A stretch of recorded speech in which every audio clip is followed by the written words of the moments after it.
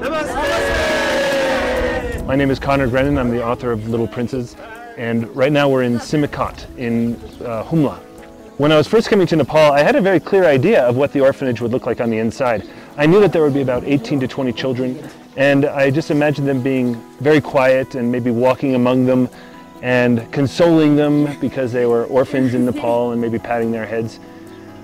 It was probably the exact opposite of that. I walked in through this blue gate very nervous, not really knowing exactly what to expect.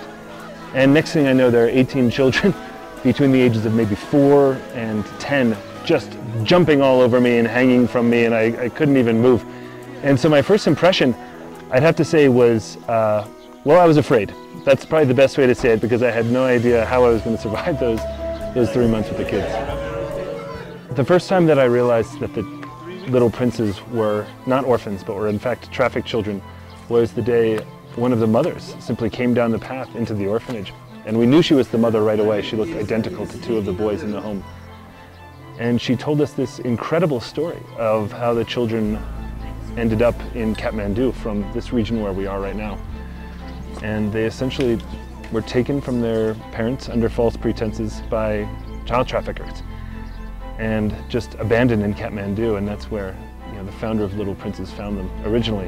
And for us, it was incredible. It turned our whole world upside down, because all of a sudden all these children who we thought had no families in the world all of a sudden had families. It was a day that really changed everything for me and for us, and got us more involved in this world, the lives of the children, and it led to the creation ultimately of Next Generation Nepal and our efforts to try to find the families of these children.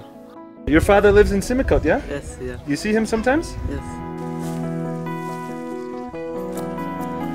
People often ask me, why me? Why did I end up giving so much of myself and so much of my time to this country on the other side of the world? But I think it's just a testament to the fact that even if you volunteer just one day in your life, it changes you. It changes you. You get attached to something. You get to know something. It completely changed the course of my life. And the longer you do it, the more attached you get, the more you get to know it. Then the question of why me becomes a very simple question. Whoever was in my position would have done the exact same thing. All it takes is getting out there and working with the children and volunteering in whatever capacity you can ever volunteer. And the more you give of yourself, the more you get in return. It sounds kind of hokey, but it's always been the case. So why me? I was the person that showed up.